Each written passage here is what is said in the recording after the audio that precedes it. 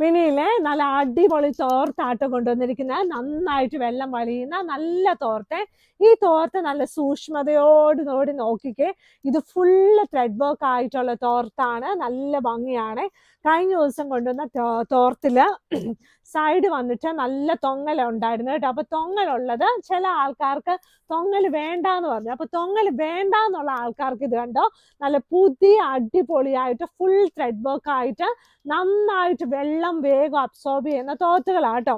വേറെ വേറെ കളേഴ്സ് വേഗം കാണിക്കുക. ഈ ഇരിക്കുന്ന മുഴുവൻ അതാണ് കേട്ടോ.